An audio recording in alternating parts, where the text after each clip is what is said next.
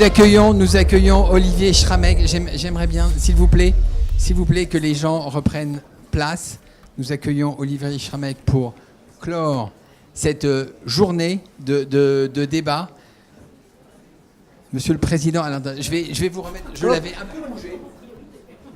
Il y a un piège là. Bah oui, je l'avais bougé pour éviter. Bon, c'est des pièges anti-régulateurs. On voyait pas. D'accord. Bien. Veuillez vous asseoir, s'il vous plaît. Merci. C'est une longue et dense journée que je suis invité à clôturer. Comme chacun le sait, c'est un honneur, mais c'est une redoutable tâche que je vous dois, comme en particulier à Philippe Bailly, observateur toujours avisé de nos évolutions sectorielles. Alors, me donner carte blanche, puisque c'est l'expression qui a été employée à cette heure, c'est donc une tâche difficile. C'est aussi m'inviter à vous soumettre quelques conclusions dont le débat que je viens d'entendre montre qu'elles sont très largement en convergence avec ce que les acteurs du secteur pensent. Et c'est là une occasion, une opportunité, ce sera le thème central de mes réflexions, qu'il ne faut surtout pas laisser passer. Alors bien sûr, et ce n'est pas une nouveauté, chacun aura été ici frappé par la complexification et l'enrichissement du secteur.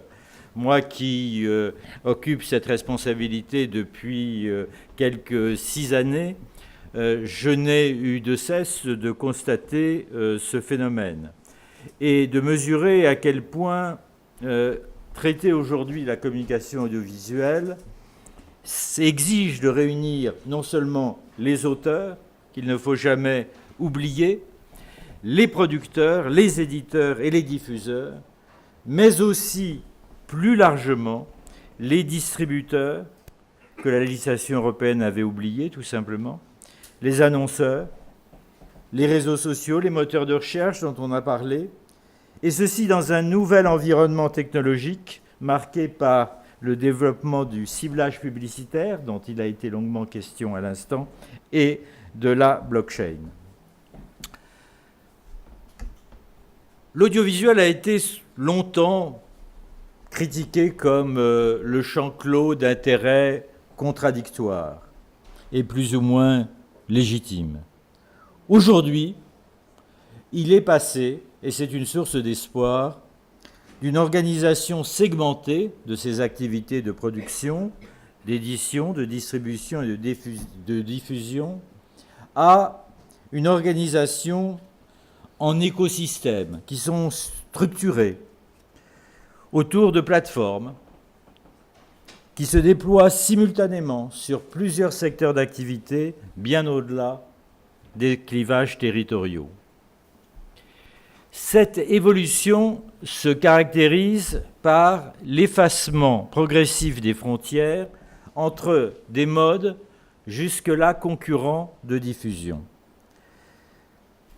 C'est dire d'une autre manière que l'on assiste à la prise en compte croissante du concept de média global, et je crois en son importance capitale pour l'avenir. Le média global, c'est le passage d'une logique dépendant du support à une logique centrée sur les contenus. Traditionnellement, le contenu était attaché à son support de diffusion et aux caractéristiques de celui-ci.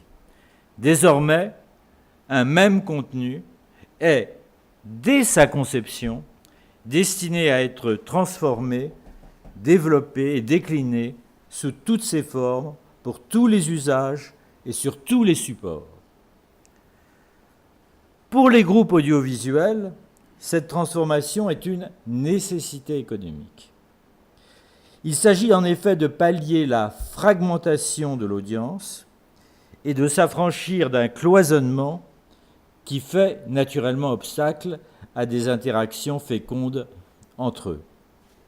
Pour les usagers, il est un facteur d'enrichissement des programmes et un moyen de démultiplier la consommation de contenu.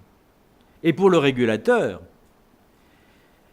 le média global conduit à une mutation de l'intervention de la puissance publique afin de mieux assurer la protection du public, le développement économique du secteur et, ne l'oublions jamais, le soutien et la promotion de la création.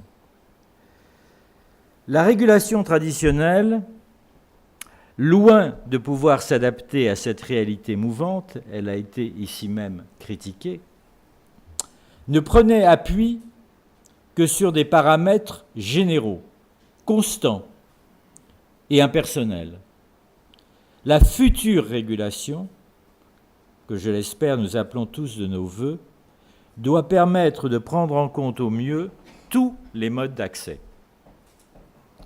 De la TNT, garantie d'accès universel, pardonnez-moi mon cher collègue, il se reconnaîtra, jusqu'au triple play et à l'OTT. Aucun de ces modes n'a le monopole de la modernité. C'est leur complémentarité, ouverte aux progrès technologiques qui sont propres à chacun, qui assurera la continuité et la diversité de l'offre sur l'ensemble du territoire. L'affirmer n'est pas, bien sûr, sous-estimer l'importance des grandes entreprises digitales dont il a été longuement question. À l'origine, chacun le sait, elles se limitaient à mettre en relation des consommateurs, à fabriquer des terminaux ou à permettre des recherches en ligne. Aujourd'hui, elles sont désormais productrices et prescriptrices de contenu. S'appuyant sur les données associées et des algorithmes dont on sait qu'ils sont toujours plus performants, elles tirent profit de leur connaissance de plus en plus intime de l'utilisateur final et de leur capacité à organiser les offres sur Internet. Vous avez eu l'exemple de Facebook, initialement réseau social mettant en relation des individus, qui investit dans l'achat de droits sportifs ou dans la production de fiction, et ces constats sont naturellement analogues s'agissant d'Apple, de Google ou d'Amazon. Le renforcement du rôle joué par de tels intermédiaires numériques a été mis en exergue par le CSA dès 2016 dans le cadre d'une étude que nous avions intitulée « Plateformes et accès aux contenus audiovisuels ». Le Conseil soulignait à cette occasion, je vais pour une fois le citer, que la force de prescription des plateformes vis-à-vis des utilisateurs et la personnalisation des contenus, toujours plus poussée, constituent un enjeu, sans doute l'enjeu essentiel, pour la diversité culturelle et le pluralisme. Le CSA se félicite que l'ARCEP, dans son avis à l'autorité de la concurrence rendu public hier soir, partage les positions du Conseil sur ce point. Ce pouvoir de marché et d'influence va encore se renforcer avec le développement des assistants vocaux, dont les conséquences sur le secteur doivent être très attentivement évaluées.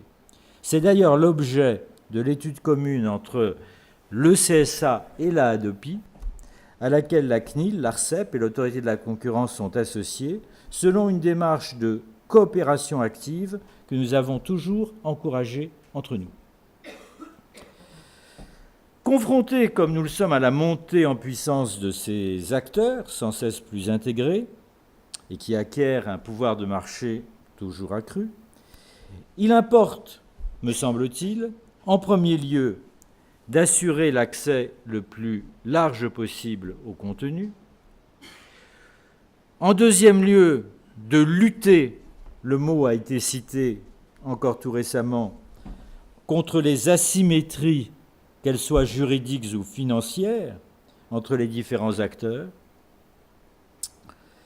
et de céder à la facilité d'opposer les acteurs traditionnels, ou pire, les acteurs dits historiques, à des acteurs nouveaux, ce qui est une opposition aujourd'hui stérile. Il faut faire leur place, juste et proportionnée, à tous les acteurs opérationnels contemporains. Il importe en troisième lieu d'assurer, dans cette perspective, le développement du secteur par une concurrence loyale et durable en accompagnant la transition numérique. Tel est le sens d'ailleurs de la commande qui a été passée par les pouvoirs publics à l'autorité de la concurrence. C'est en garantissant un développement équilibré du secteur et une concurrence saine entre ces acteurs que la régulation remplit au mieux ses fonctions dites sociétales. Vouloir séparer, comme je l'ai lu parfois, entendu plus souvent, la régulation sociétale et la régulation économique, c'est les affaiblir l'une et l'autre. À l'inverse, promouvoir une révolution globale, une régulation globale, c'est élargir son périmètre et renouveler ses méthodes. S'agissant de l'extension du périmètre, la directive SMA révisée, qui n'attend plus qu'un coup de tampon pour être finalisée, et à laquelle l'Union des régulateurs européens, l'ERGA, est fière d'avoir contribué, marque un pas décisif en imposant des exigences de protection du public aux nouveaux services qui véhiculent des contenus audiovisuels, les réseaux sociaux, les services de partage de vidéos et de live streaming. De nouvelles perspectives de régulation s'ouvrent aussi dans l'espace méditerranéen, qui a constitué son propre réseau de régulateurs et dont j'assure cette année la présidence. Il y a un mois, jour pour jour, le 11 septembre, parmi les 20 propositions qu'il a rendues publiques, le CSA a proposé d'étendre encore ce périmètre au-delà de ce qui est prévu par la législation européenne. Il suggère notamment d'y inclure les services de streaming musical qui, à l'image des SMAD pour les vidéos, sont des acteurs essentiels de la diversité musicale.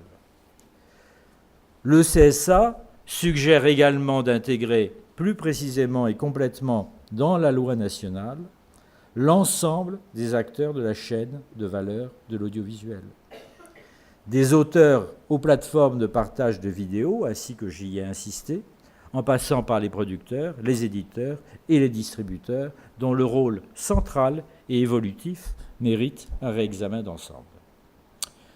Je ne saurais trop le répéter, une régulation incomplète est une régulation imparfaite.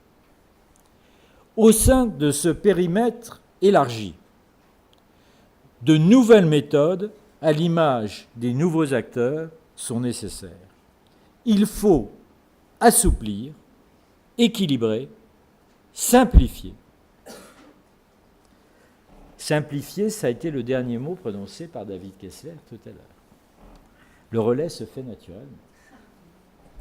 Parmi les nouvelles méthodes de régulation, j'insisterai ce soir sur la portée essentielle de ce qu'on appelle aujourd'hui la suprarégulation. Celle-ci correspond à la supervision par l'autorité de régulation des dispositifs qui sont mis en place par les opérateurs eux-mêmes.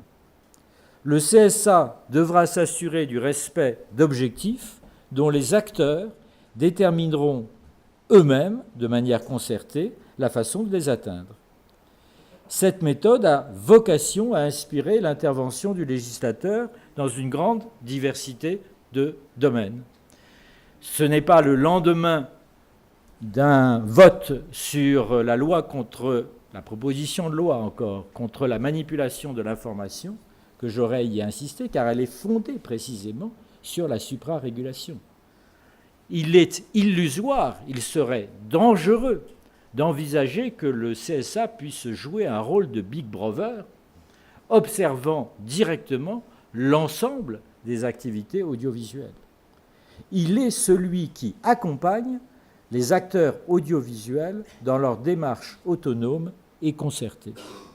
Et ceci vaut pour le pluralisme, je viens de le dire, pour la protection du public en général, pour la lutte contre les discriminations, pour la protection du droit d'auteur, pour lesquels les progrès ont été déterminants aussi, vous le savez, et pour la circulation des contenus et des droits sur lesquels il vient d'être justement insisté. Il importera aussi de développer les instruments de droit souple, les chartes, comme nous l'avons fait, les lignes directrices, les recommandations, et de consacrer dans la loi, au bénéfice de tous, les fonctions de médiation et de conciliation, de manière à parvenir à un équilibre renouvelé entre les différents opérateurs, et notamment entre les éditeurs et les distributeurs, ainsi que Delphine Ernotte vient d'y insister. Notre expérience concrète et discrète, dans le cadre du contentieux entre TF1 et Canal+, en montre, me semble-t-il, l'utilité. Il convient donc, en définitive, de le reconnaître. La tâche de la refondation de la régulation ne sera pas aisée. Mais la convergence avec les propositions de la mission d'information sur une nouvelle régulation de la communication audiovisuelle que vous a présentée Aurore Berger sont pour nous un puissant encouragement. Dans le prolongement de ces travaux s'offre une occasion, à mon sens, à notre sens, sans précédent, de profondes réformes pour le secteur audiovisuel qui nous placera au service de notre langue et notre culture, c'est le jour où le rappeler précisément, à l'avant-garde européenne. Philippe Bailly n'a pas craint de placer l'année 2019 dans une perspective révolutionnaire. Innovation, certes, confrontation, déflagration. Personne ici ne sera étonné qu'à ce triptyque, le régulateur préfère évolution, développement, préfiguration. Mais nous nous accorderons tous sans doute sur le caractère quasiment révolutionnaire de l'enjeu. Façonner la communication, la création et l'éducation de demain sans qu'il y ait de parents pauvres, sans qu'il y ait de passagers clandestins. Stimuler, encourager et fédérer un secteur si déterminant pour notre présent et notre avenir, bien sûr, justifie pleinement un rassemblement d'experts de cette nature qui doit, à mon sens, en appeler tout naturellement à l'impulsion et à l'action des pouvoirs publics sous le signe de l'urgence. Merci.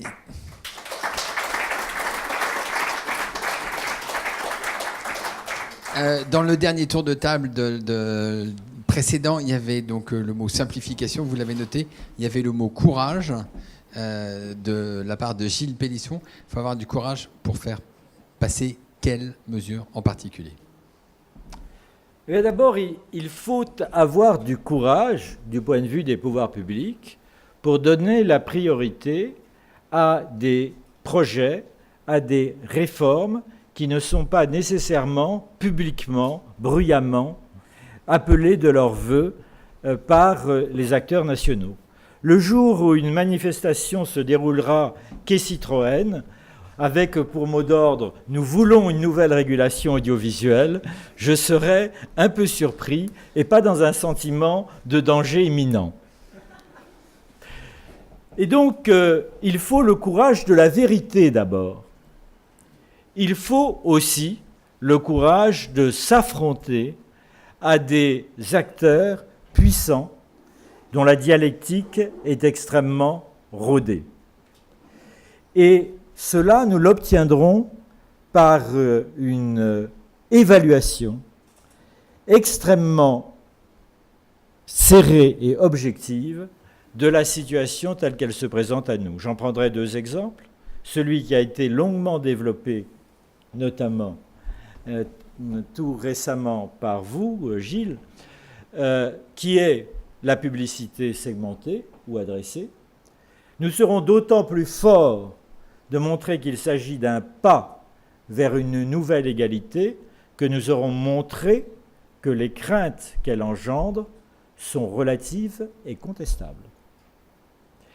Autre exemple, la question de la publicité, et notamment sur les œuvres cinématographiques. Les chiffres qui viennent d'être cités sur le nombre de films qui font moins de 50 000 entrées, vous voyez, j'ai écouté, sont effectivement éloquents et atterrants.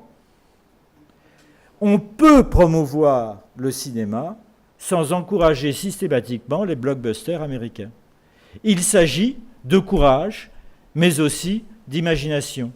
Et je suis un peu désolé de constater que la chronologie des médias à laquelle le CSA ne participe en rien, on ne lui offre même pas un tabouret d'observateur pour écouter ce qui se dit, ne soit pas parvenue, au bout de plusieurs années, à une solution largement acceptée.